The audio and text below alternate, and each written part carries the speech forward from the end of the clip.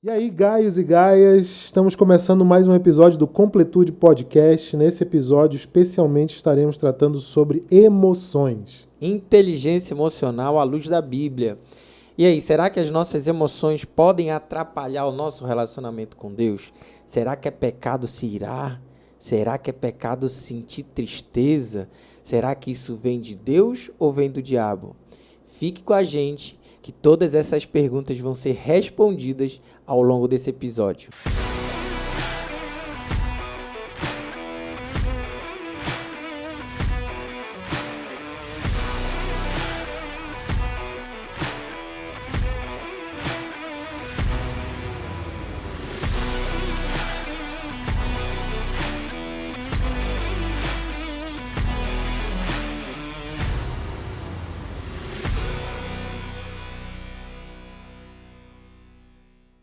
Alô, Gaios e Gaias, estamos começando mais um podcast Completude. Eu estou aqui com o Moisés. Show, tamo junto. É isso aí, né, Moisés? A gente está aqui depois de fazer um primeiro programa de apresentação. Sim. Vamos começar hoje já botando os dois pés na porta, né? Rapaz, o tema Mostrando, hoje...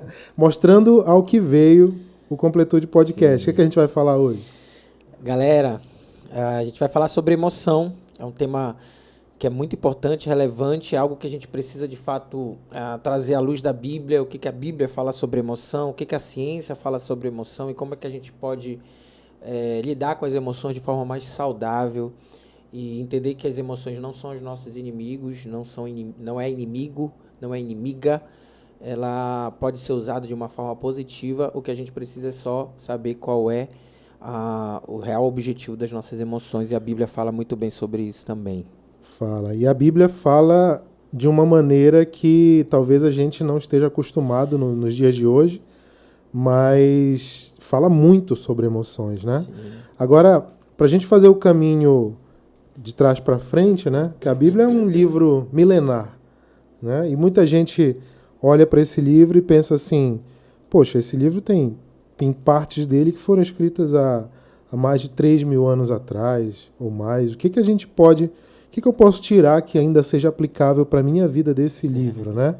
Então, às vezes, a gente pensa como um livro que talvez seja arcaico, antigo, mas a gente se impressiona, a gente se surpreende quando a gente descobre que ele já naquela época já tratava de coisas. E eu costumo dizer, e na verdade não sou eu que inventei essa frase, isso aí muita gente fala e já falou ao longo da história, que a Bíblia nunca foi tão atual, né? Nunca foi tão atual e tão necessária. Né? Então, para a gente começar a falar, acho que a gente poderia pegar um termo que hoje em dia está muito em voga e talvez muita gente saiba do que se trata, que é a inteligência emocional. Né? A gente costuma usar esse termo, muita gente já está familiarizada com ele.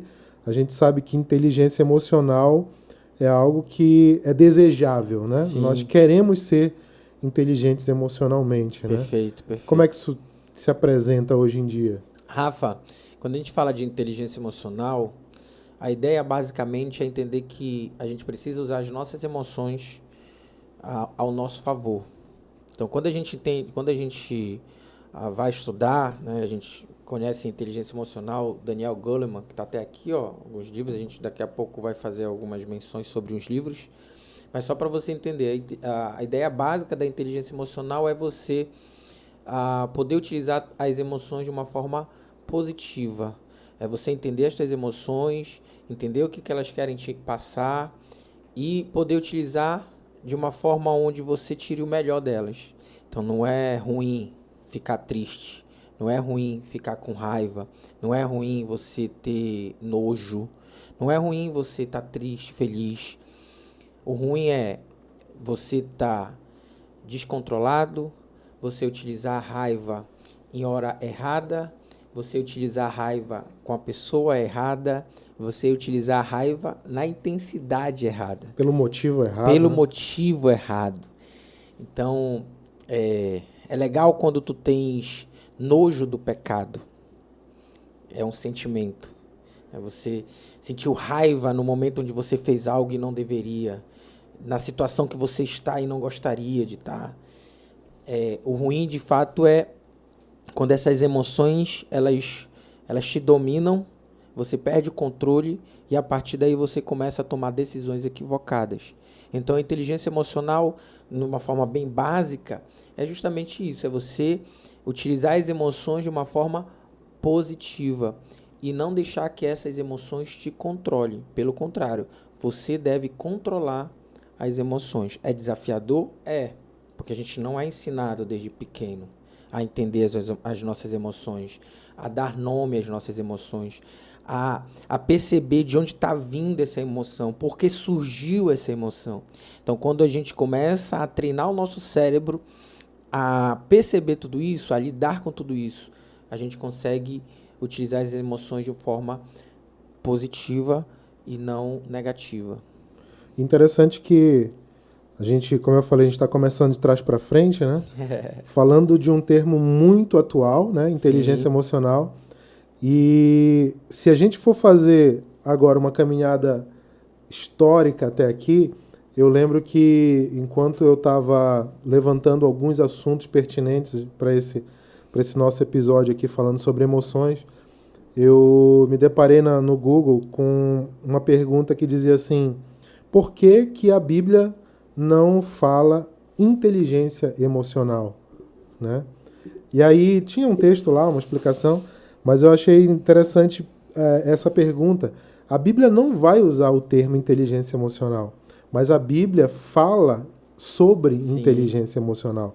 E uma pegada interessante para a gente compreender como acontece essa dinâmica ao longo da história é porque o termo inteligência emocional, como tu citaste, ele ficou... até te perguntei, né, se foi o Goleman que criou esse termo, mas tu disseste, bom, ele foi o que tornou o termo bastante popular no mundo, né? Então ele traz essa terminologia de uma maneira que se torna conhecida por praticamente todo mundo, né? Perfeito. Todo mundo sabe pelo menos do que se trata inteligência emocional. Agora eu achei interessante perceber como isso aparece na história da humanidade. Quando a gente analisa como as coisas foram se desenvolvendo, por exemplo, se a gente for bem longe lá atrás, a gente vai falar de Grécia, Roma Antiga, a gente tem um domínio de uma religiosidade politeísta, que é o que a gente chama hoje de uma mitologia, né? Então, praticamente, numa história mais antiga da humanidade, a gente tinha a predominância do mito. Perfeito. O mito, ele se colocava como algo que não tinha discussão. Você não encontrava pessoas discutindo se ele acreditava ou não no mito. Era algo certo, era algo definitivo. Não, se não choveu e as nossas plantações estão com alguma seca e algum problema para a gente colher, é porque alguma coisa está influenciando aí. Então, essa coisa tem a ver com o Deus das colheitas, da plantação e etc. Então, a gente teve esse domínio do mito, né? A história vai passando e isso vai entrando num fade out, assim, né? Isso vai diminuindo e a gente vem, então, com aquilo que a gente poderia considerar o domínio da razão. Perfeito. De certa forma, um marco muito grande disso acontece ali na época do Iluminismo, aquela coisa da Revolução Francesa, que, de certa forma, espalha muita coisa pelo mundo. E esse domínio da razão, ele vem trazer uma certeza, o ser humano passa a ter certeza de coisas que são cientificamente comprovadas.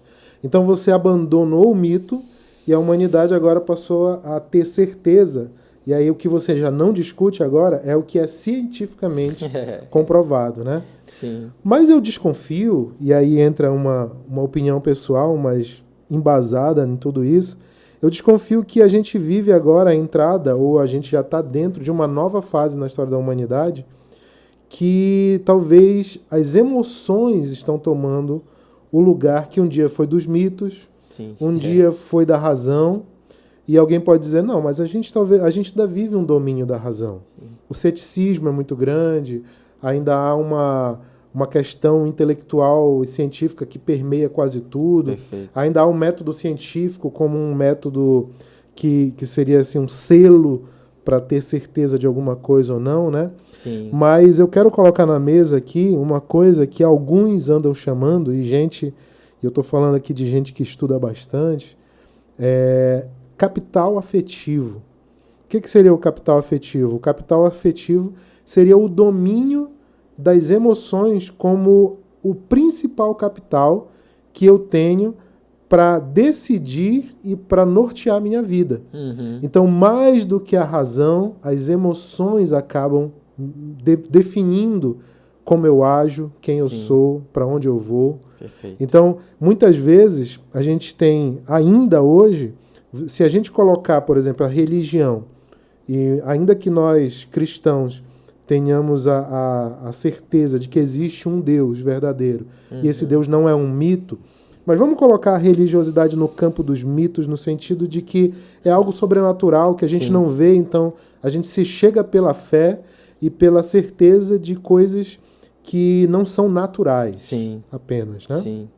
Então, a gente tem ainda essa área na nossa vida, na vida de muitas pessoas, a religião. Sim. Temos também a área da razão, a gente vai para a escola, a gente estuda, a gente aprende que 1 mais 1 é 2 e não tem discussão, não tem como 1 mais 1 ser 3. A lógica, né? A física, as leis da física. Sim. Se a gente lançar um objeto daqui e deixar ele, por conta da força que atuar nele, naturalmente vai cair, porque é a força da gravidade. Então a gente entende que cientificamente existem as coisas que a gente não pode discutir. Sim. Mas, de repente, a gente se encontra como seres humanos que se veem perdidos na área das emoções. E quando eu digo perdidos, a gente comentava aqui em off antes, tu estava falando sobre algumas estatísticas do Brasil, né? Por exemplo, pessoas com muita ansiedade, né? Sim, o Brasil é campeão, né, no mundo, né, de uma proporção na ansiedade, né? Dentro de uma proporção. Pois é, então tantas pessoas sofrendo por conta de ansiedade, e ansiedade é o quê? É o medo do futuro. O medo do futuro, né?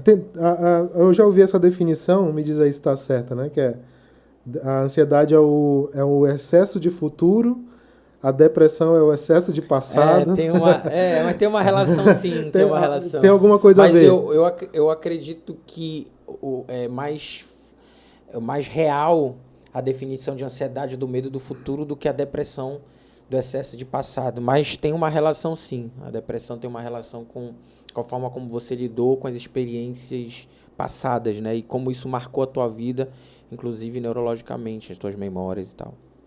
E será que a gente consegue, por exemplo, terminando o meu raciocínio, se a gente seguir entendendo que a gente está numa fase do mundo, da humanidade, em que as emoções prevalecem, será que a gente consegue encontrar caminhos para nadar contra a maré, para remar contra a maré, nadar contra essa corrente? Rafa, antigamente as pessoas valorizavam muito o QI, né? Tanto é que tem uma coeficiente de inteligência, quem tem mais QI é o que provavelmente seria um grande profissional, um grande empreendedor. Nas empresas tinha o teste do QI para definir, né, o melhor candidato. E aí, de um tempo para cá, com o estudo das neurociências, né, das emoções, a gente, na verdade, percebeu que não existe essa superioridade. E, pelo contrário, as emoções, elas hoje, ela tem um impacto muito maior nas escolhas, no comportamento e no futuro do ser humano do que simplesmente a tua capacidade cognitiva, né? O teu conhecimento, que a gente nas empresas a gente chama isso de hard skills, que é aquele teu currículo, e soft skills, que é a inteligência emocional. Então hoje o que se entende em relação às emoções ela é fundamental para que você tenha boas escolhas, para que você consiga ter sucesso na vida, para que você tenha saúde emocional, para que você tenha um bom relacionamento com teus filhos, para que você tenha um bom relacionamento com a tua esposa, dentro da tua família. Então, quando a gente fala de emoção, a gente entende, né, que é o combustível da ação. Toda vez que você toma uma decisão, por trás tem uma emoção te guiando. Então, por que a gente está hoje aqui? A gente entende que existe uma orientação do Espírito Santo, mas o Espírito Santo comunica com várias outras áreas nossas, inclusive com as emoções. Quando a gente chora, quando está orando, quando a gente se alegra, quando está cantando. Isso tudo são emoções, né? A gente nasce com emoções básicas. Então, o entendimento é que a emoção hoje ela é fundamental. A inteligência emocional hoje é fundamental para que você faça boas escolhas, para que você diminua o nível de erro em relação à tua atitude, autocontrole. Então, é necessário que você hoje desenvolva inteligência emocional, gerencie melhor as suas emoções para que você tome melhores decisões. Então, não tem como você não fazer essa relação nos dias de hoje, porque a gente já sabe que as emoções elas estão diretamente relacionadas com as nossas escolhas, com o nosso comportamento. Entendeu? Então é por isso que é fundamental hoje você entender sobre emoção e conseguir, de alguma forma, gerenciar cada vez melhor esse processo para cada vez tomar melhores decisões. Né? Então, por exemplo, quando eu tinha... As emoções atrapalham até a tua vida com Deus, cara. Quando eu tinha ansiedade, quando eu tinha transtorno de ansiedade, eu não conseguia nem orar, eu não conseguia ter prazer na vida, eu não conseguia ter a minha vida com Deus, atrapalhava o meu relacionamento com Deus. Isso é interessante de a gente de se falar, né? Então, eu ficava, meu Deus, eu não consigo me concentrar para orar, é um medo das coisas, é um medo do futuro, é uma insatisfação com a vida. Isso é uma coisa que a gente precisa falar, é uma coisa que... Eu estava na igreja, pô. Eu estava na igreja, eu estava cantando no louvor, eu estava sendo professor de escola bíblica, eu era líder dos jovens, eu tocava bateria, eu cantava. Então, é uma coisa para você entender que é necessário você ir além disso. E às vezes, por falta de conhecimento bíblico, algo me ajudou a entender melhor as minhas emoções e depois eu fui entender que isso tudo está na Bíblia também. A forma como você lida com as suas emoções, inclusive estratégias cientificamente comprovadas da neurociência, já estão aí na Bíblia, relacionado com as emoções. Até mesmo o entendimento, né? A palavra diz, tome cuidado com o teu coração, porque de lá sai, né, as fontes da vida. Tome cuidado com o que você pensa, porque eles direcionam o teu comportamento. Então, a Bíblia fala muito sobre isso e eu entendo que toda a verdade dita é dita pelo Espírito Santo. E a ciência não descobre nada. Eu acho que ela só faz um download lá do céu e a gente acaba descobrindo que o que a ciência está falando tem muita coisa envolvida com a Bíblia. Eu também acho assim. Na verdade, eu tinha sempre tive uma teoria, porque eu lidei muito com isso, que na adolescência eu comecei a tocar violão e a minha intenção, eu era muito ruim, né? Comecei a tocar sozinho e tal, não tinha um professor, eu tive que tentar me virar. E eu lembro que eu não conseguia tocar as músicas que eu gostava, então eu inventei as minhas próprias músicas. E eu passei a compor mais por necessidade, porque eu não conseguia tocar músicas que eu gostava, então eu só sabia 1, 2 notas, eu vou compor uma música que tenha só essas 2 notas, eu compunha aquelas musiquinhas ali. E aí eu lembro que quando eu comecei a compor as músicas, eu conversei com um amigo da escola e eu dizia para ele assim, já parou para pensar como a música, ela não é uma coisa, a gente fala que a gente compõe uma música, mas a gente meio que tropeçou nela, né? Porque as notas, elas são as mesmas, as harmonias também. Ninguém inventa nada novo, tá tudo dentro daquele sistema, né? Como uma matemática, a música tem muito de matemática, né? E meio que a gente tropeça naquele acidente ali, vira aquela melodia, aquela harmonia, a gente usa a mesma de uma outra música, mas mudou um pouquinho e tal. E aí eu lembro que nessa época eu fui pensando assim, que isso se estendia, e corrobora muito isso que tu estava falando aí, se estendia à ciência e a todas as outras coisas, né? Interessante que lá no Salmo 19, um Salmo de Davi, ele começa dizendo assim, um dia fala a outro dia a respeito da glória de Deus, e uma noite anuncia a outra noite Só que eles fazem isso, ele diz, sem som, sem voz. Aliás, ele diz, não se ouve a sua voz, porém, ela ressoa por toda a terra. Então, o que ele tá fazendo ali? Ele está contemplando a natureza e ele está percebendo na natureza, nas coisas naturais, a glória de Deus. Só que ele diz, não é uma coisa clara. Não é uma voz que lhe diz tudo mastigadinho já, todos os detalhes de como é a glória de Deus. Mas ela está ali escondida, ela está ali como uma obra de arte que a gente olha, né? E eu gosto sempre de fazer essa analogia. Se um dia eu tiver a oportunidade de chegar lá no Louvre, acho que é no Louvre que está a Mona Lisa, né? A Gioconda, Da Vinci. Vou chegar lá e eu não sou um conhecedor profundo de arte, então não vou ter condições de analisar a pincelada, os tons que ele escolheu, ou a relação chiaro-escuro, a luz e sombra, mas eu vou tentar saber, cara, o que esse cara tentou fazer aqui? Por que ele retratou essa mulher?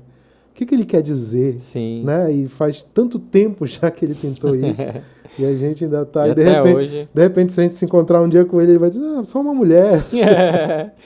Só pintei ela. Por que vocês estão tão impressionados? Cabeça, né? Isso acontece muito com música, né? Eu lembro que já várias vezes eu me decepcionei com compositores em que os fãs confabulavam. O que ele quis dizer nesse verso aqui? Acho que ele botou aqui... Isso que tá aí mesmo. Aí ele vem e diz assim, nem eu sei, eu achei bonito e botei essas palavras. Tipo, é isso mesmo. Já aconteceu várias vezes, né? Mas então, assim, na natureza, na ciência, a gente encontra Deus. Sim. E, de certa forma, encontrar Deus, já dizia o teólogo, né? E o filósofo também, encontrar Deus também é encontrar a si mesmo. Né? Perfeito. É encontrar a si Perfeito. mesmo. Por quê? Porque, bom, se eu creio na Bíblia, eu vou para Gênesis. Sim. Lá em Gênesis, no comecinho, vai dizer, Deus criou homem e mulher. Sim. Deus criou o ser humano e diz que os fez à sua imagem e semelhança. Né? Então, nós fomos criados, nós fomos feitos à imagem e semelhança de Deus. E, apesar de ter muitas teorias em cima disso, alguém pode dizer, não, é o formato. Talvez Deus está dizendo lá imagem, quer dizer o formato do corpo e tal. Mas aí vem a discussão, Deus tem corpo? Né? Como é isso? Deus é espírito e tal. Eu sei que tem muitas teorias, muitas correntes, mas uma questão que é inevitável de a gente abordar quando a gente pensa nisso é que a Bíblia descreve emoções atribuídas a Deus. Ao Espírito Santo. Ao Espírito Santo, que é Deus, né? A Jesus. Sim. Então a gente tem, por exemplo, a Bíblia falando sobre a ira de Deus. Tu comentaste aí falando sobre um dos aspectos de inteligência emocional ser um correto gerenciamento das emoções. Sim. Ou seja, eu tenho emoções, mas eu tenho que aprender a gerenciá-las, tenho que aprender a lidar com elas. Né? E eu não sei qual foi um desses filósofos mais clássicos aí.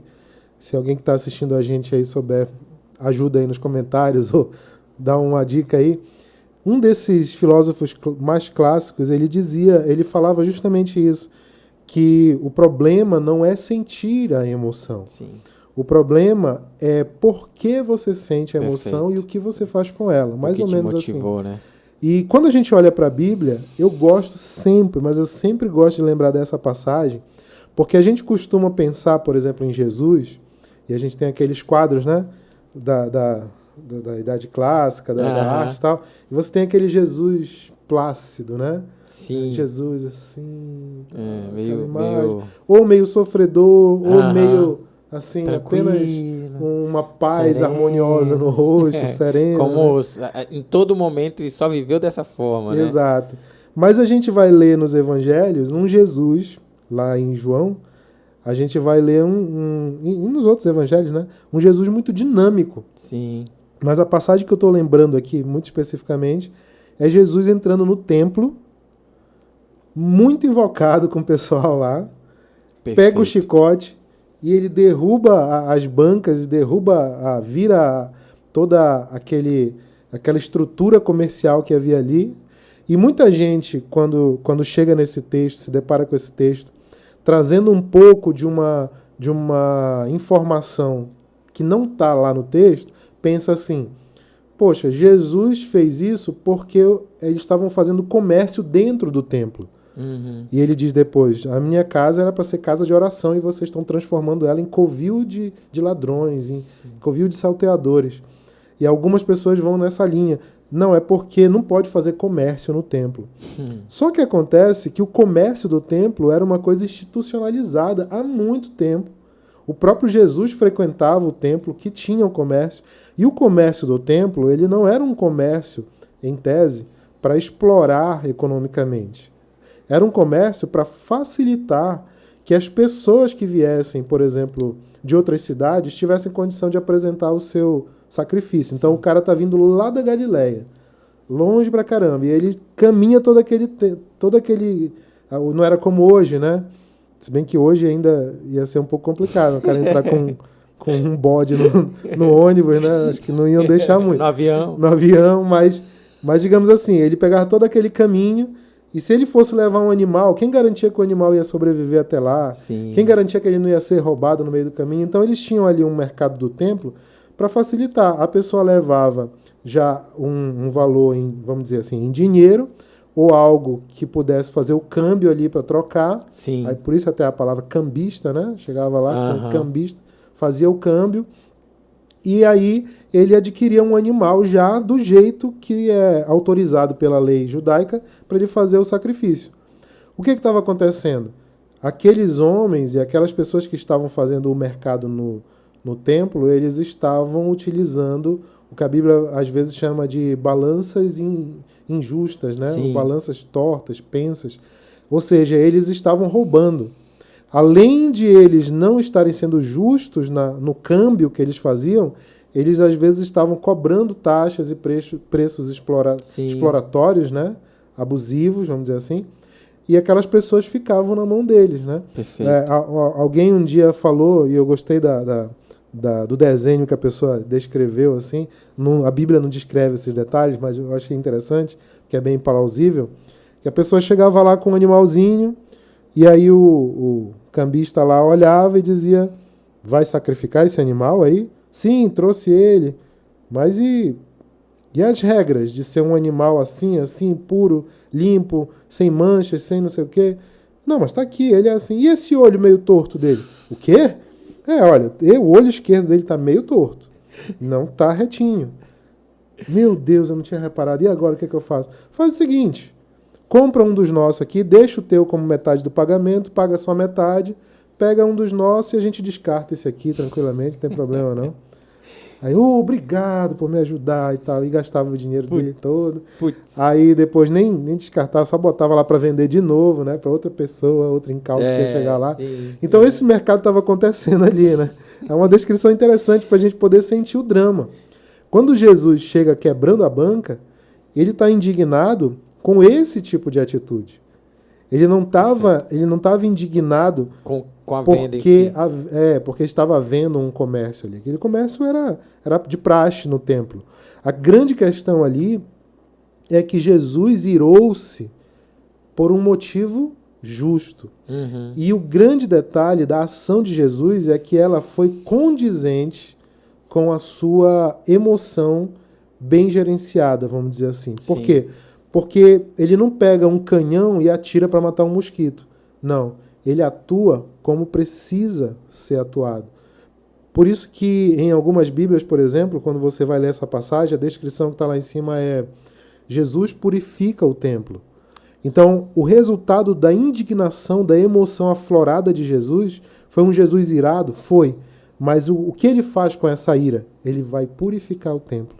Ou seja, ele resolve o problema, Perfeito. Ele pune quem deve ser punido, ele age como deveria ser agido, né, atuado, e ele faz na medida correta. Sim. Né? Então, muita gente, às vezes, faz uma imagem assim de que Jesus fosse talvez uma pessoa que não tivesse emoções fortes. Sim. Não, Jesus não vai sentir ira, Jesus não vai sentir... Imagina, Jesus tendo raiva. Tem E o outro lado também, né? Tem um filme clássico, O Nome da Rosa, em que é interessante, se passa num mosteiro ali da Idade Média, e que tem um líder lá do mosteiro e chega o personagem do Sean Connery lá, Aham. e ele chega lá e ele é meio moderninho, né, com ideias mais novas e tal, e ele vai fazer uma investigação, e aí chega numa hora lá que ele fala pro senhor lá, que é o chefão do mosteiro, e ele diz assim, você acha que Jesus não ria? Jesus não tinha sorrisos? Aí ele diz, não, Jesus nunca riu.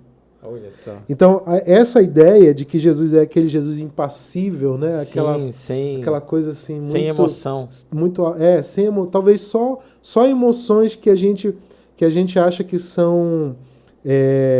que Boas, não, positivas. que a gente pode enxergar como positivo, que talvez não caia numa coisa que a gente tenha um preconceito como se fosse pecaminoso, né? Sim, Que a sim. gente pode pensar, não, sentir ira é pecado. Inclusive a Bíblia fala, né? Irai-vos, mas não pequeis. Exato, irai-vos e não pequeis, né? E Ou não fala pequeis. também que a gente não deve deixar o sol se pôr sobre a nossa ira. Ou seja, vai tirar, resolve o assunto. Resolve logo. Não leva isso, não Inclusive- transforma isso em mágoa, né? Inclusive adoece, né, cara? Quando a gente vê pessoas que não conseguem lidar, gerenciar bem com suas emoções, e aí vira uma ferida emocional, acaba virando mágoa e carregando isso por muito tempo, isso traz várias consequências para a saúde, problemas cardíacos, problemas de saúde mental, vários outros ali que acabam acarretando por tabela, né, alguma compulsão.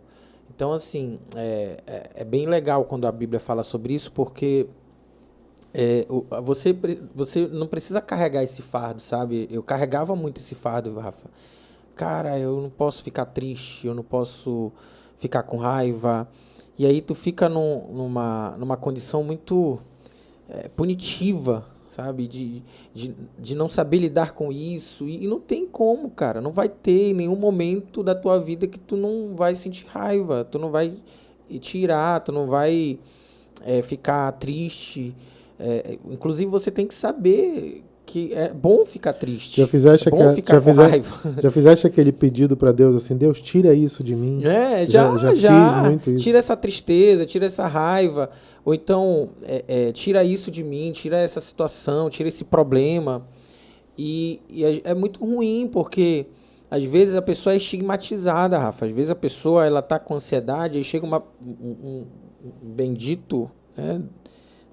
Lá, sei lá, da onde vem para perturbar a vida do outro, um enviado para perturbar a vida do outro, diz, essa ansiedade é falta de Deus, essa depressão é falta de Deus, tem que orar mais, tem que ler a Bíblia mais. E não é tão simples assim, né? Não é tão fácil, não é tão lógico assim. Tá com ansiedade, falta de Deus, tá com depressão, falta de Deus. Precisa ser analisado várias coisas. E a última coisa que a pessoa precisa, nesse momento, que está com depressão, ansiedade, está passando por um estresse, alguma situação ruim na vida dela, é alguém julgando. É alguém chegando dizendo, olha, isso, tem que orar mais. Isso aí é porque tu está em pecado.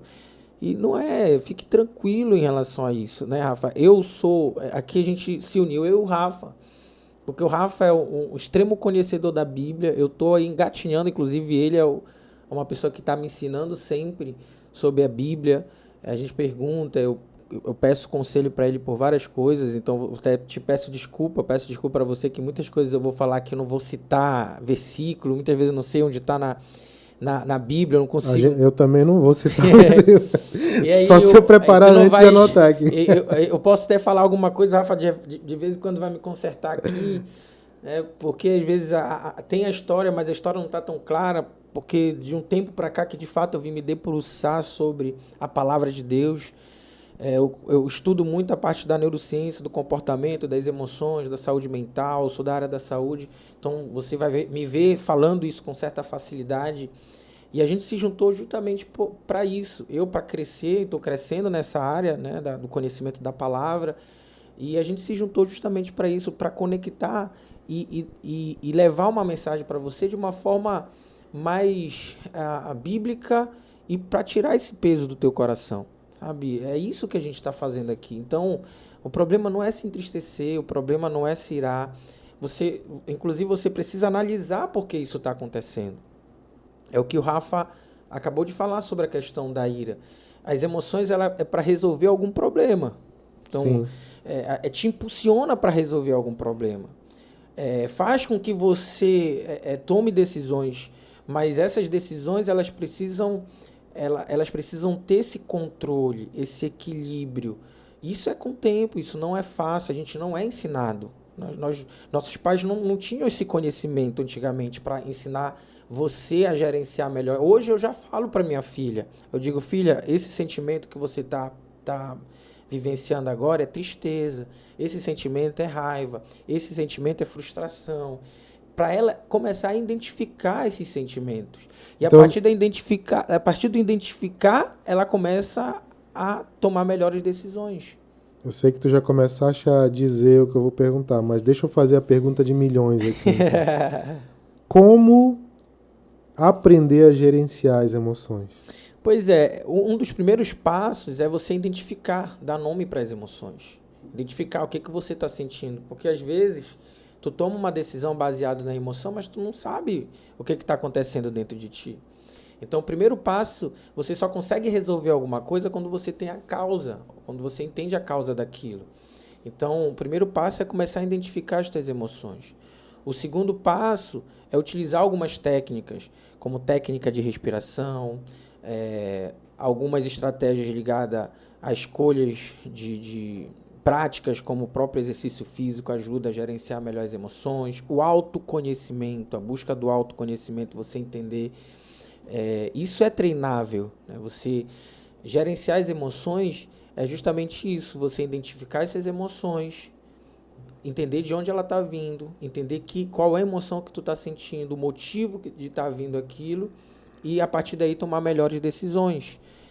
Isso é gerenciar as emoções, mas isso é fácil? Não é fácil. O que você precisa saber é treinar, identificar o que está acontecendo, porque geralmente é assim, Rafa. Geralmente, tá? Pensamento gera sentimento, sentimento gera uma ação e a ação gera resultado. Então, às vezes, essa emoção está vindo de um pensamento seu. Pode ser de um medo de alguma coisa, de uma crença que você tem, de uma experiência que você viveu, de uma memória que está ali. Então, um dos primeiros passos para você gerenciar suas emoções é você aprender a gerenciar os teus pensamentos, porque é de onde vem, de uma maneira geral, tá? Porque muitas vezes essas emoções elas são automáticas e é necessário que elas sejam automáticas. Ela está numa área do cérebro chamado sistema límbico, amígdala.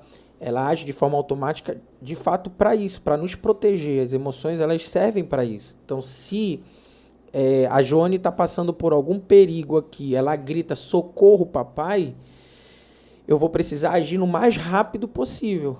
E já aconteceu isso. Uma vez ela falou, socorro, papai, e eu rápido deixei o que eu estava fazendo e me impulsionei para ajudá-la. Quando chegou lá, ela estava brincando.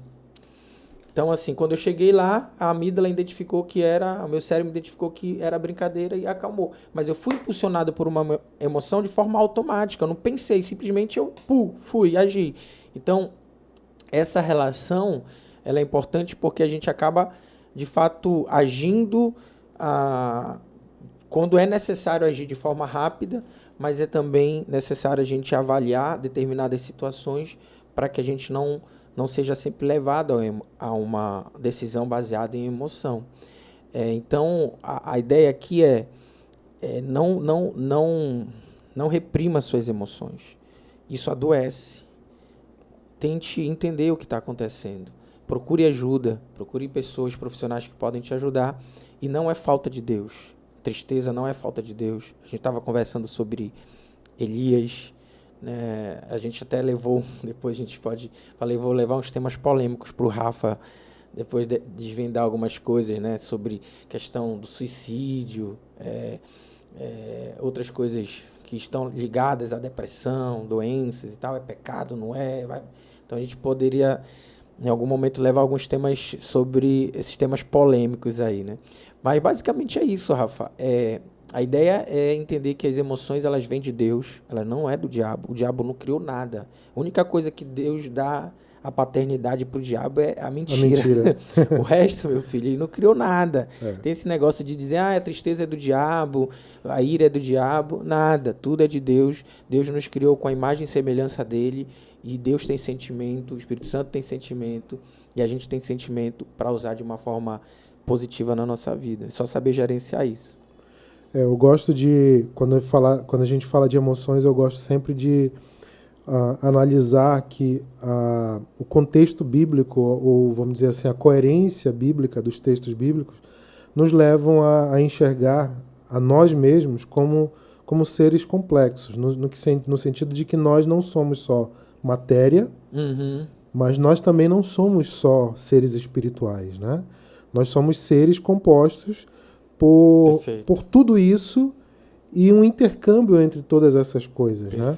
Eu costumo dizer assim, que o ser humano é como uma casa de 3 compartimentos. E esses 3 compartimentos não são o mesmo lugar. Um compartimento não está, né? Leis da física aqui, né? Um objeto não pode ocupar o mesmo espaço de outro. Mas assim, então nós temos 3 compartimentos diferentes, mas se aquilo é uma casa, eles estão interligados por um corredor, por portas, por algum acesso, né? Você não faz um compartimento e deixa ele isolado de modo que ninguém consegue entrar e se tiver alguma coisa dentro não consegue sair. Não, há acessos. Perfeito. Né? Então, se nós entendermos que biblicamente nós somos seres compostos por corpo, alma e espírito, então nós vamos perceber sempre que a nossa realidade ela é interligada entre esses compartimentos, vamos dizer assim, né? Então, muitas vezes, a gente...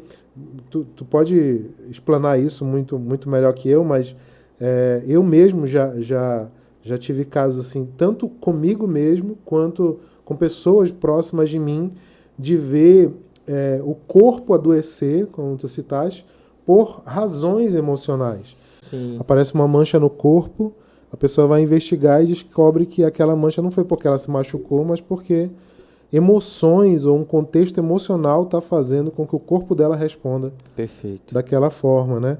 E à luz da Bíblia, eu sempre gosto de lembrar que nós somos criados como seres complexos, no sentido de que nós não somos só um corpo, não somos só um espírito, nós somos uma complexa interligação de tudo isso. Né? E aí eu sempre uso a analogia da casa de 3 ambientes. 3 ambientes isolados, mas eles são conectados por alguma coisa, por portas, por corredores. Sim. Eles têm uma ligação entre eles, de modo que o que acontece em um ambiente influencia no outro ambiente também, né? Eu abri a Bíblia aqui para citar Romanos 12, quando Paulo diz: "E não vivam conforme os padrões deste mundo, mas deixem que Deus os transforme pela renovação da mente, para que possa experimentar a boa, agradável e perfeita vontade de Deus." Então, a renovação da mente se apresenta como algo que é uma condição de transformação. E muitas vezes a gente gosta, até porque, por exemplo, eu não li do primeiro, mas no versículo 1, Paulo vai falar sobre o culto racional. Mas isso aqui é motivo para um outro podcast, um outro episódio do nosso podcast. Né? Não é agora. Porque esse culto racional não é o que às vezes alguém pode bater o olho aqui.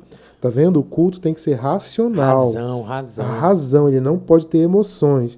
Não é o que está dizendo aqui.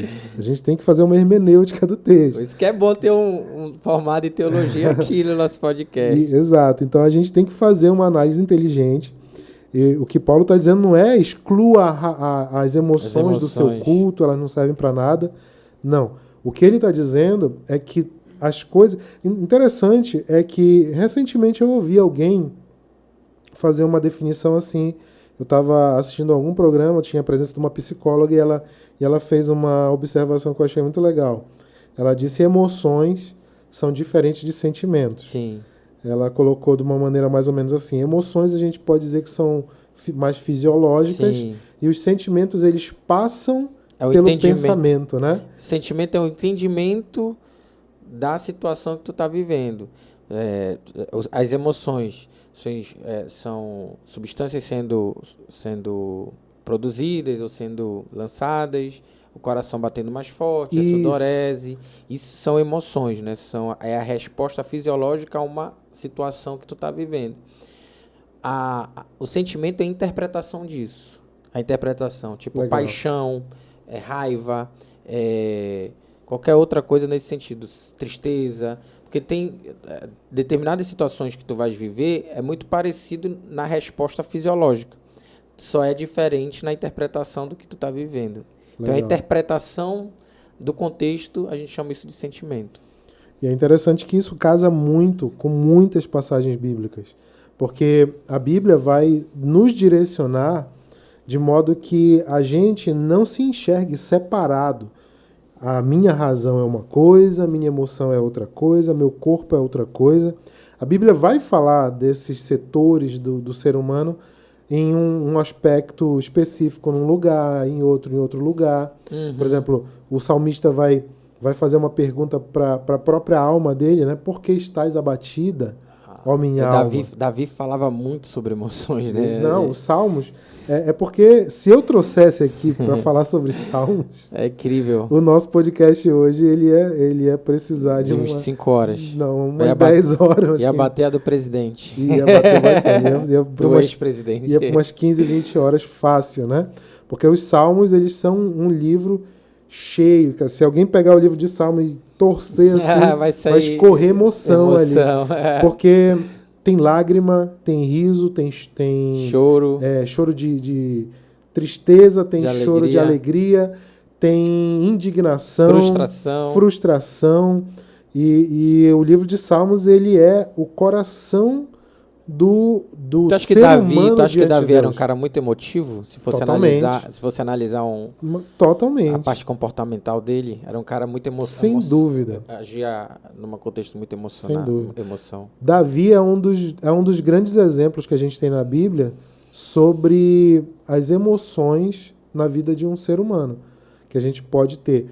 Porque Davi, ele tem episódios tanto para o bem quanto para o mal, em que as emoções tiveram um papel fundamental, decisivo para as condutas dele. Uhum. A gente tem momentos, por exemplo, aquele momento em que ele está trazendo a arca de volta para Jerusalém, e a Bíblia descreve ali que ele está dançando e rodopiando de alegria, e a esposa dele, Mical, olha da janela do palácio, né, com toda a sua pompa, e ela faz uma análise desprezível. Como pode um rei está aí em trajes simples, rodopiando, pulando, todo alegrezinho diante de toda a população, nem parece um rei.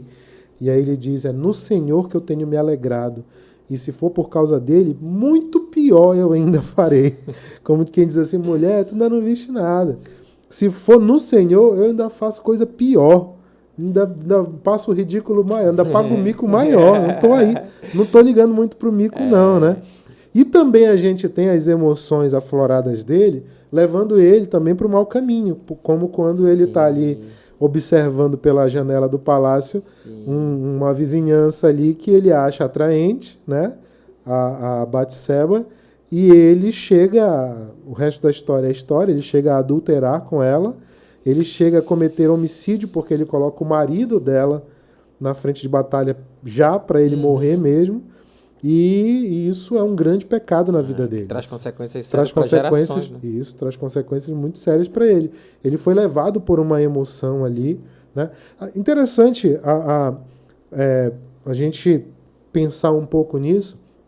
Existe uma relação muito, muito íntima entre a tentação e as emoções.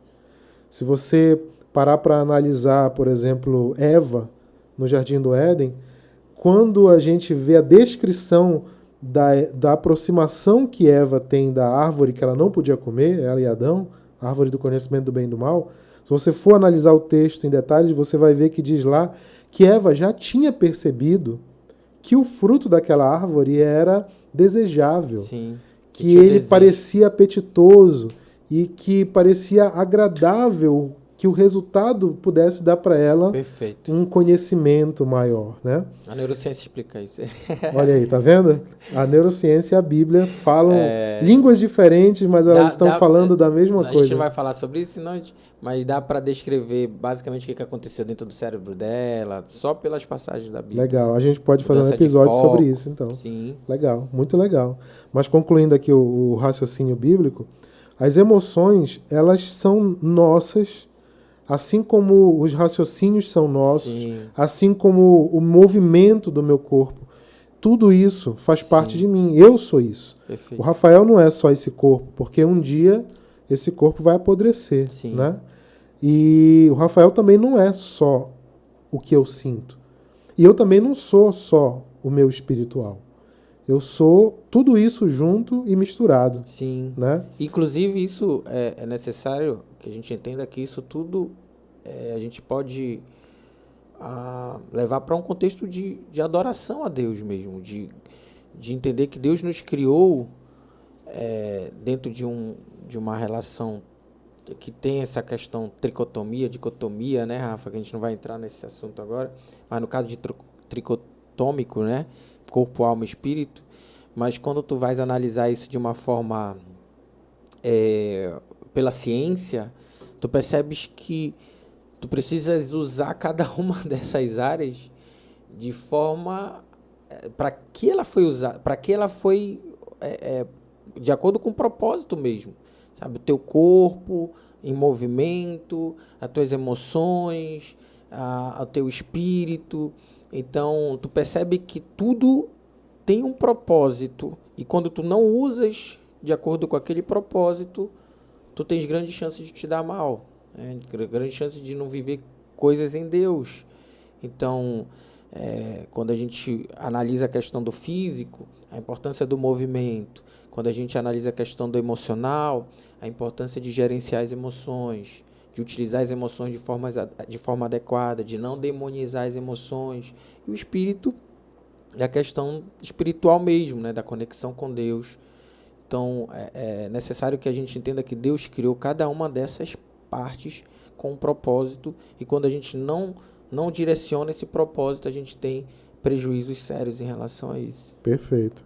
A Bíblia diz que nós fomos criados para a glória de Deus, né? Perfeito. Feitos para a glória de Deus. Isso sempre me traz à memória um pensamento de criança.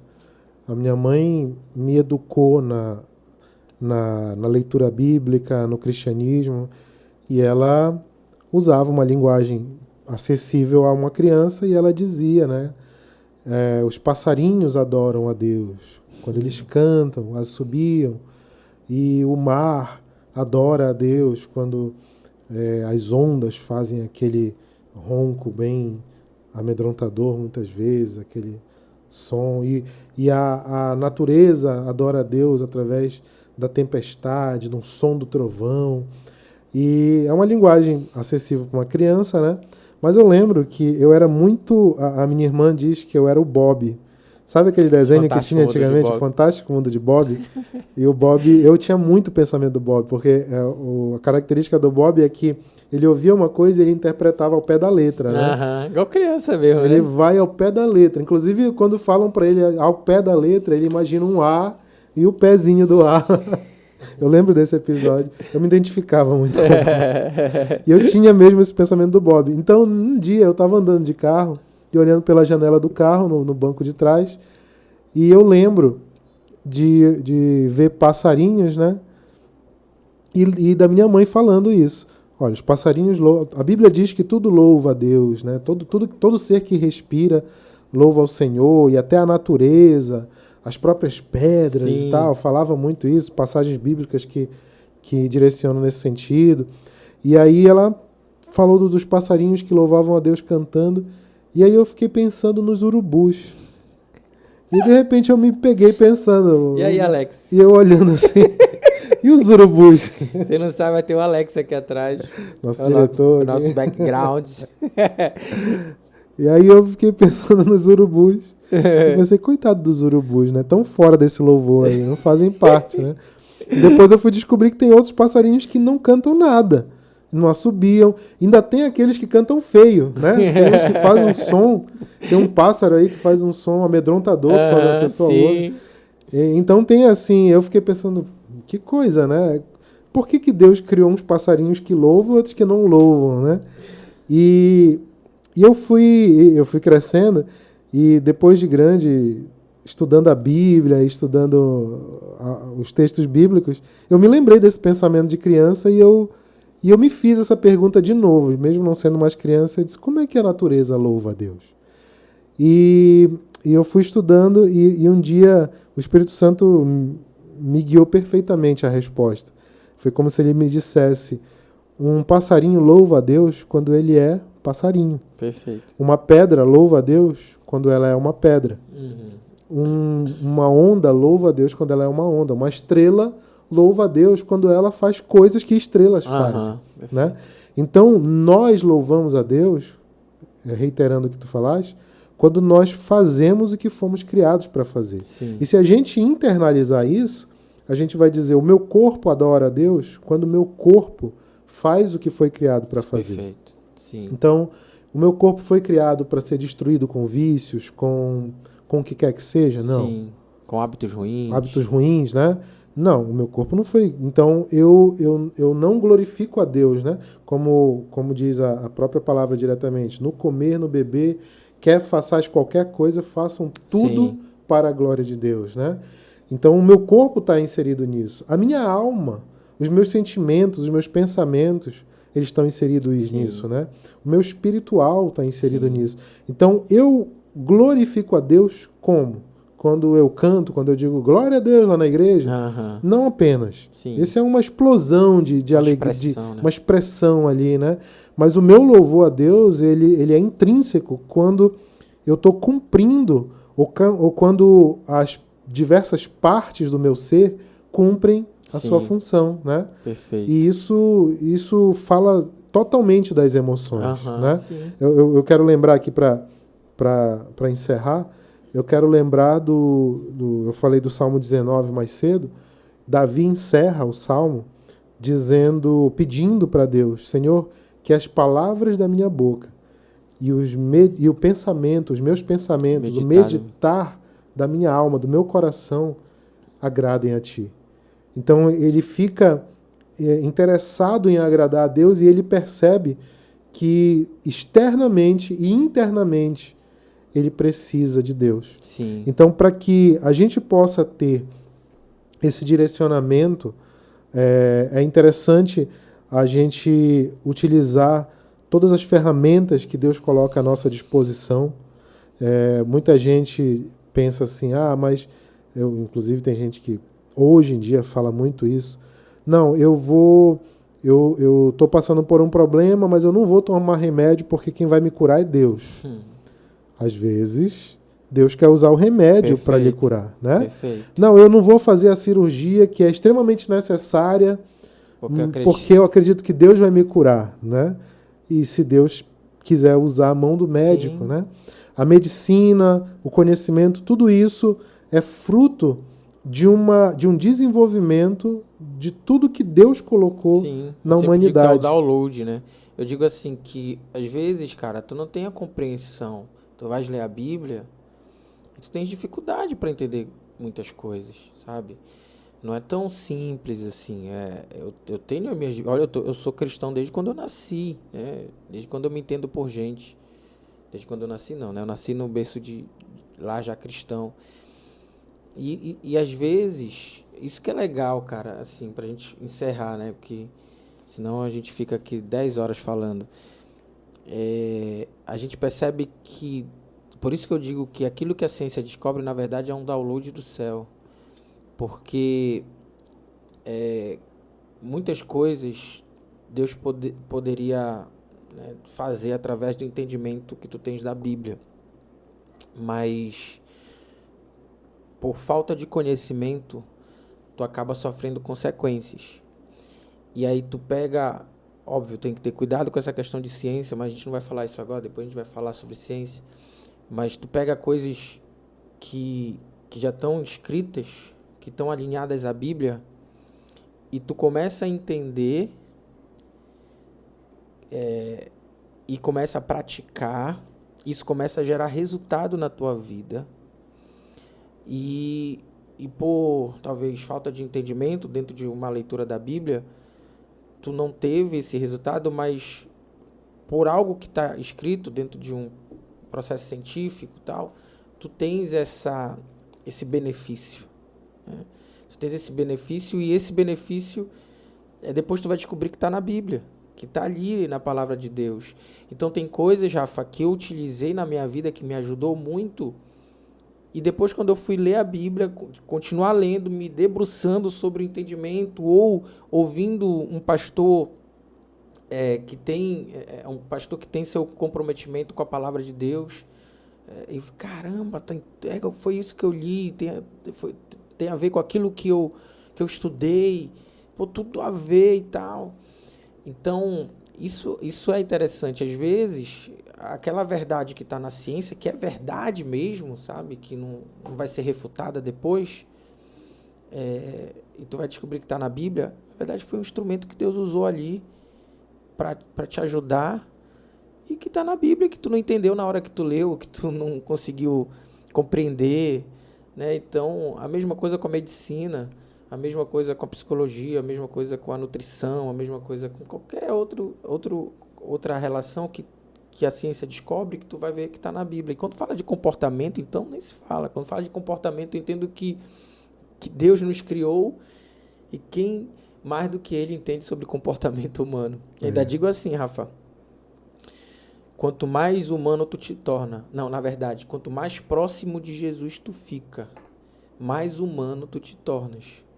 Então, é impossível você se desenvolver espiritualmente, é impossível você buscar Jesus, se parecer com Jesus, e isso não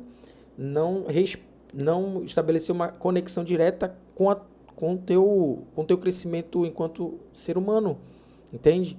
Então, assim, só que às vezes tu não consegue entender o que está aí na Bíblia, e alguma coisa na ciência te ajudou, né? Uma cirurgia, um tratamento, terapia cognitiva comportamental, um remédio. Então, assim, eu não sei se tu está conseguindo entender o que eu estou falando. Sim, perfeitamente. Então, existe um caminho. Às vezes, tu não conseguiu compreender o que está na Bíblia, tu ainda não chegou num nível de consciência que Deus queria que tu chegasse, que tu alcançasse. Tu lestes a Bíblia, mas tu ainda está com dificuldade, aí tu lê alguma coisa aqui, que foi o que aconteceu comigo. Então, eu lembro que antes de eu voltar para Deus, eu comecei a estudar sobre emoções, sobre psicologia, sobre a parte de neurociência, antes de eu voltar para Deus, voltar para uma vida em comunhão com Deus. Falei, cara, aí foi que as coisas foram se aproximando, e eu fui entrando numa crise, porque e agora? O que é mais importante espiritual? Lembra que a gente conversava muito sobre isso? Rafa, eu estou lendo muito sobre desenvolvimento humano, e aí, quanto mais eu leio sobre desenvolvimento humano, quando eu vou para a Bíblia, eu falo que está tudo muito ligado.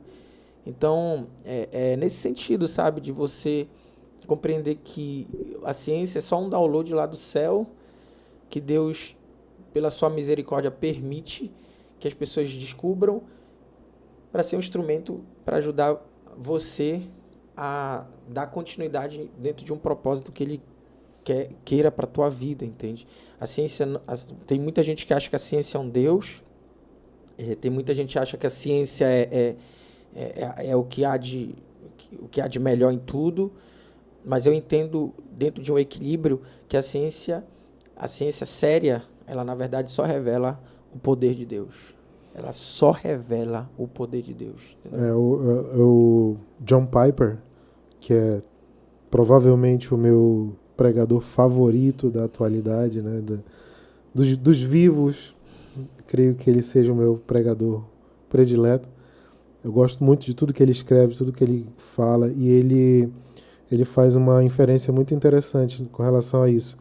Ele costuma dizer que o nosso comportamento humano, ele foi feito para se satisfazer em Deus. Sim. Só que se satisfazer em Deus não significa apenas você viver espiritualmente, como que a gente está falando aqui, né? E ele vai dizer, por exemplo, que se eu excluir, por exemplo, questões científicas muito pacíficas e já plenamente conhecidas da certeza que se tem, como, por exemplo, tomar um remédio, e você, de repente, pensar assim, não, eu preciso que a minha dor de cabeça, eu preciso que ela seja curada sobrenaturalmente por Deus. Uhum.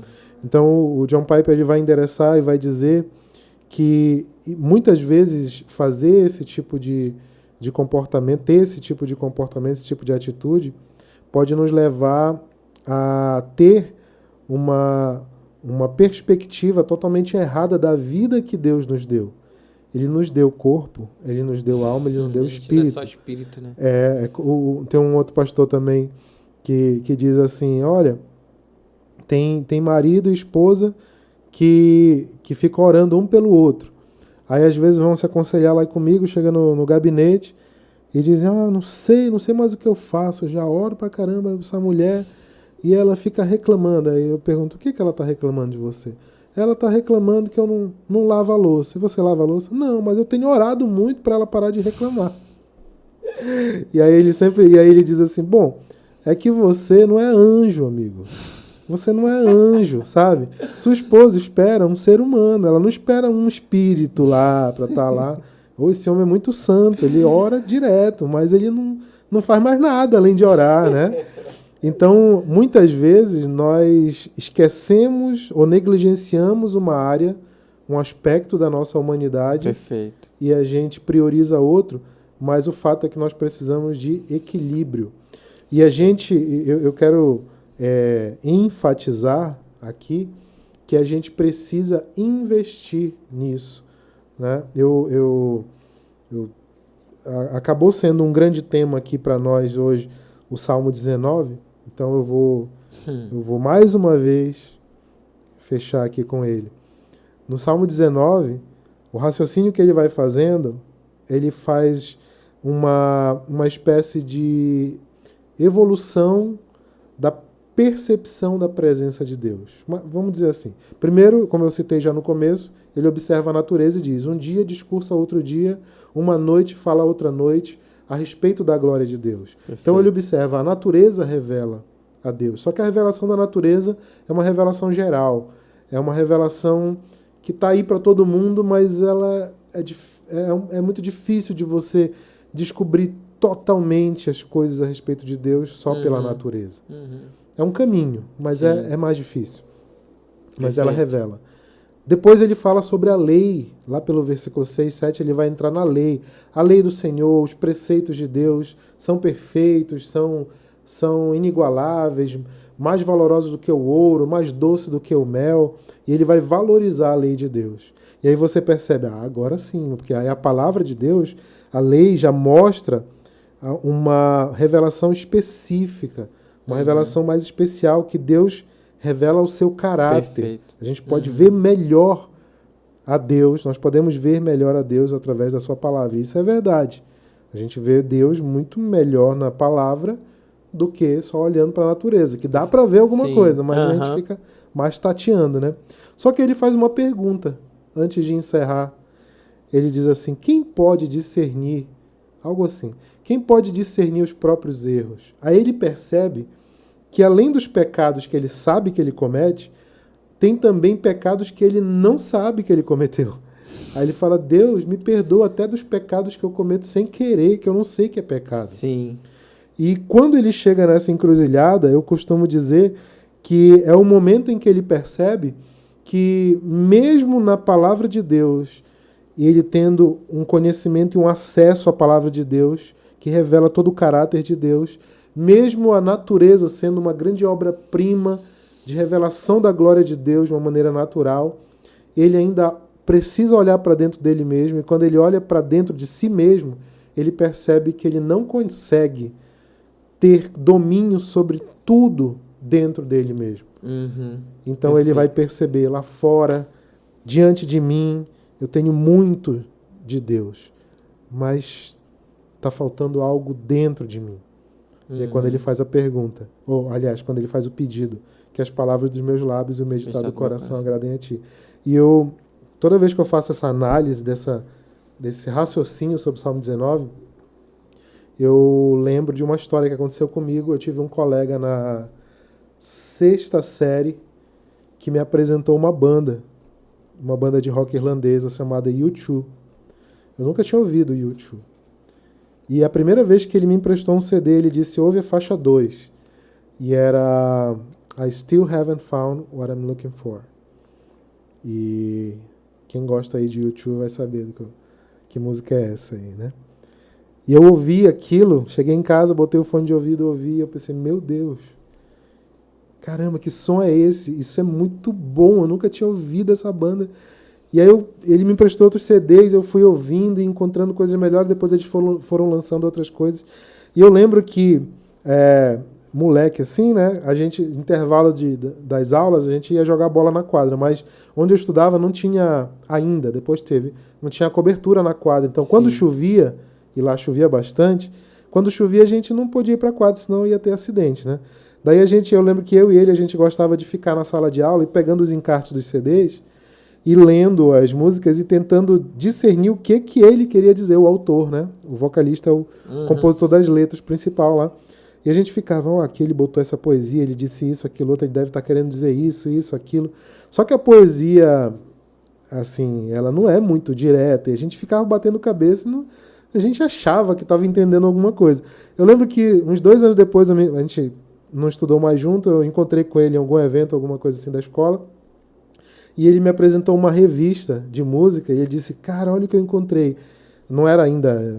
Hoje em dia, a gente joga no Google, né? Vai lá no YouTube, que quer dizer a música tal. É muito fácil hoje, né? O pessoal de hoje tá muito fácil. Mas na época não tinha esses recursos aí. Então a gente tinha que ralar, né? Você tinha que tentar descobrir, procurar. Eu tinha o videocassete para gravar, prontinho, com a fita pronta para na MTV, quando anunciasse um comentário ou uma entrevista com o artista, louco, né? dá o rec. E aí gravava, mas ele chegou com uma revista e disse, cara, tem uma entrevista exclusiva com o vocalista da banda. Eita, legal, deixa eu ler. Parei, passei ali muitos minutos lendo, e várias perguntas eram, o que você quis dizer na música tal? E a gente foi encaixando peças, olha, a gente estava certo aqui, não, nada a ver, olha o que ele falou e tudo. E aí é interessante que, se você perceber, é mais ou menos a dinâmica do que Davi está analisando no Salmo 19.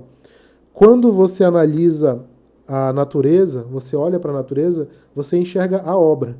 E você consegue ter nuances do autor. Olha, ele colocou isso aqui, então tem... Olha só a força, né? Tem uma música, um corinho que a gente canta ou cantava, né, em muitas igrejas, que fala, as aves do céu cantam para ti, as flores do campo, aliás, revelam o seu poder. Não, as feras do campo revelam o seu poder. Aí tinha alguém eu cantava as flores. Pois é, na igreja da minha tia cantavam as flores, e eu depois fiquei pensando, como é que as flores revelam o poder de Deus? Se fosse a singeleza, né, a beleza, tudo bem. Mas depois eu fui descobrir que a letra certa é as feras do campo revelam o seu poder. Sim, porque as feras do campo, olha aqui, o leão, um lobo, sim, de onde vem a força dos animais, de onde vem aquela sagacidade. Faz sentido. O poder de Deus é uma amostra grátis do poder de Deus, né, revelado na natureza. Então, muitas outras coisas. O sol, a grandeza do universo e etc. Então, a gente pode analisar a obra, como eu e o meu colega olhávamos para uma canção, uma música composta, e a gente tentava analisar, mas a gente só tem nuances. Só que aí, de repente, quando a gente tem contato com a palavra do autor, e o autor deu aquela entrevista, então ele revelou. Eu disse isso porque a minha intenção é essa, meu coração estava assim, e eu penso isso, aquilo, outro. Aí a gente começa a entender as coisas mais objetivamente. Perfeito. Só que ele não falou de todas as músicas. Ele não falou de toda a obra. Ele não falou... E o que veio depois? Ele ainda fez mais coisa depois. E a gente ficava, como a gente diz por aqui, né? A gente ficou no vácuo, né? E a gente ficou sem entender muita coisa. E um dia eu estava pensando assim, qual era a forma que uma pessoa tem? Depois de analisar a obra, ela conhece um pouco, depois de ela ter contato com palavras do autor, ela conhece mais ainda, como ela pode saber mais intimamente o que aquele autor pensa, o que aquele autor quer, o que aquele autor de fato tensiona com as palavras dele? E aí eu pensei, só se ele se mudar para minha casa e morar comigo, né? Então, diante de Deus, a gente também é assim. E o salmista descobriu isso. Por isso que ele percebe que uma hora ele olha a natureza e ele vê. E ele olha a palavra de Deus e ele também vê o Criador. Mas ele olha para dentro de si mesmo. Aí ele faz uma análise. Está faltando aqui. Dentro de mim. Então, eu quero deixar essa mensagem para você que está acompanhando a gente aí. Talvez você tenha conhecido Deus até agora na sua obra, que está evidente aí em todo lugar, por toda parte e para todo mundo. Mas também você pode conhecer Deus mais intimamente porque ele se revela na sua palavra. Mas existe um nível ainda mais íntimo e esse nível está em Cristo, Jesus Cristo, porque Jesus Cristo é a plena revelação. Plena ali significa a perfeita, completa e total revelação do Pai, revelação de Deus. E Jesus Cristo, ele não veio para ser um amigo que anda do meu lado, simplesmente.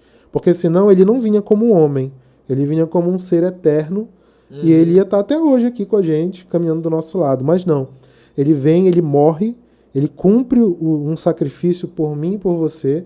E a Bíblia diz, Isaías vai dizer que ele foi um homem de dores, ele levou sobre si as nossas dores físicas e, por que não, emocionais. Sim. Ele levou sobre si as nossas dores e ele diz aos discípulos, quando ele está prestes a partir para o Pai, ele diz, eu vou, mas eu vou porque se eu não for, não vai descer o outro Consolador. Ele vai continuar tudo que eu comecei a fazer com vocês. E ele diz, ele vai habitar, ele deixa claro, vocês receberão o Espírito Santo dentro de vocês. Então, talvez você tenha conhecido Deus na natureza, nas coisas da vida, talvez na ciência, talvez você esteja vendo Deus na sua palavra, ouvindo pregações, estudos bíblicos, lendo a sua Bíblia, orando e tendo um contato com a palavra de Deus, o que é o caminho para a gente chegar a Deus, o caminho propriamente dito. Mas a gente é capaz de fazer tudo isso sem ter o próprio Deus dentro de casa. Então é preciso que, se você quiser, como salmista no Salmo 19, que ele possa direcionar as palavras dos seus lábios e o seu pensamento, os seus sentimentos de uma forma que agrade a Deus, convide ele para sua casa. Sua casa é seu corpo. E que você convide ele para habitar dentro de você. Porque ele habitando dentro de você, essa intimidade vai falar muito mais do que você já conseguiu ver em outros lugares ou até na própria palavra escrita de Deus. Porque ele vai estar dentro de você. E Deus dentro de nós é o que eu costumo pensar comigo mesmo, que é o princípio básico para que eu possa ter inteligência emocional à luz da Bíblia. Sim.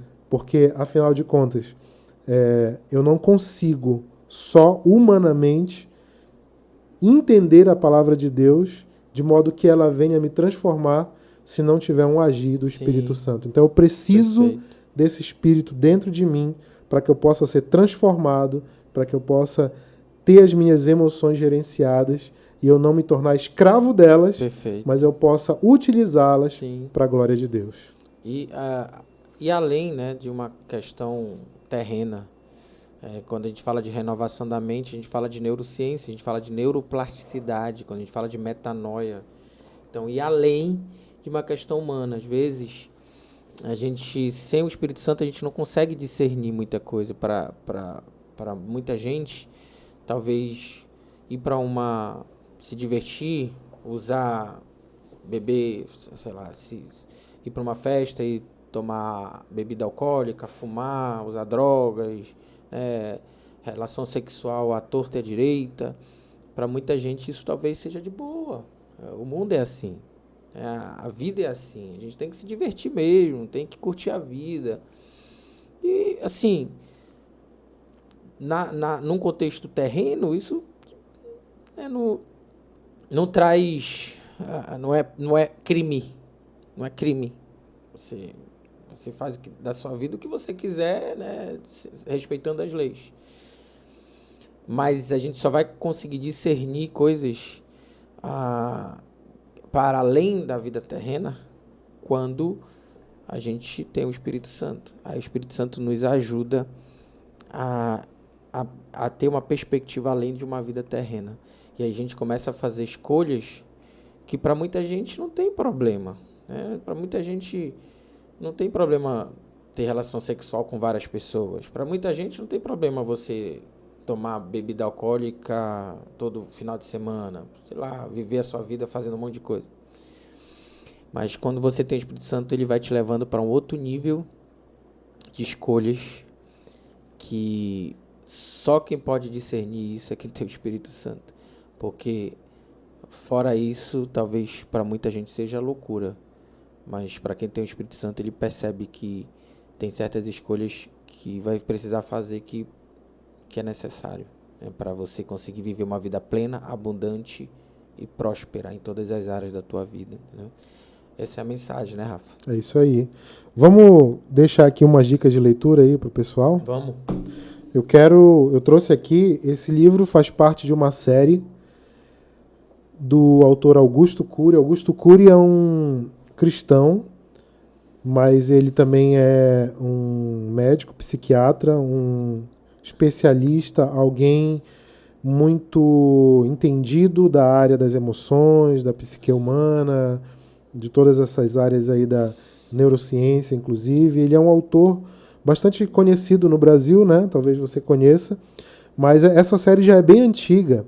É uma série que ele fez de vários livros em que ele faz a análise da inteligência de Cristo. E esse aqui que eu trouxe particularmente é o Mestre da Sensibilidade, porque nesse aqui, até ele coloca aqui na capa, ele tinha, falando de Jesus, ele tinha todos os motivos para ter depressão e ansiedade, mas nunca alguém foi tão feliz e livre no território da emoção. Então fica a dica aí, o Mestre da Sensibilidade, de Augusto Cury, para quem puder adquirir aí e ler. Inclusive, eu acho que vai ter o link aqui, né, Alex? Aí na descrição do vídeo, você tem um link para você. A gente já faz todo o trabalho para você logo. O Alex já deixa tudo pronto para você. Não sair pesquisar ainda pela internet, só abre aí na descrição, clica lá, que já vai jogar para você poder comprar, adquirir o seu livro. Alex, eu sou teu fã. Galera, esse aqui é o Daniel Goleman, é uma leitura bem tranquila. É óbvio que você, de primeira, assim, bate pronto, for começar a ler, você vai ter certa dificuldade com alguns termos, mas dá para dar uma leitura e entender um pouquinho mais sobre inteligência emocional, o que é, aonde na área do cérebro, o que tem a ver cérebro com emoção. Então é um livro bem bacana. Esse azul aqui, ele é um pouquinho mais intenso, né? Você tem muito mais leitura. E esse aqui são novas perspectivas da inteligência emocional em várias áreas da tua vida, né? Inclusive na área profissional. Então é isso. Eu espero que você tenha aproveitado. Quero que você deixe sugestões, comentários, dúvidas. Não gostou? O que a gente falou aqui é heresia. Aqui, ó, isso aí você é heresia isso que vocês estão falando aí. Fala qualquer coisa. Manda pra gente aí, que é bom ter esses comentários. Importante é se comunicar. Quanto mais comentários, se for bom ou ruim, isso ajuda o nosso podcast a crescer. Então, a gente deveria ter falado isso no início, mas eu vou falar isso agora. Compartilhe, comente e curta. Como é, Alex? Acione o sininho, né? O botão de notificações, coloque lá, porque a gente vai trazer muita coisa boa. Eu tenho certeza que vai te ajudar pra caramba, tá bom? E se você pensou em alguém enquanto você estava assistindo esse podcast, manda para essa pessoa aí. A nossa intenção é chegar em quem é pertinente, em quem precisa ouvir aquilo que a gente está conversando aqui, né? E eu costumo sempre dizer, que esse projeto tem a ver com a gente conversando, mas que você faça parte dessa conversa. Então, Sim. se envolve aí também. Curte, vai lá nas nossas redes sociais, tem no Instagram, depois a gente vai colocar, tem tudo aí embaixo na descrição do vídeo. Tá bom? Perfeito. Fechou, galera? Então, fica na paz e até o Amém. próximo. E eu quero deixar uma mensagem aqui. É Filipenses 4:4. Alegrem-se, novamente direi, alegrem-se. Alegria então, tem a ver com sentimento. Alegre-se, galera. Galera, falou. Tchau, tchau. Até a próxima. Até mais.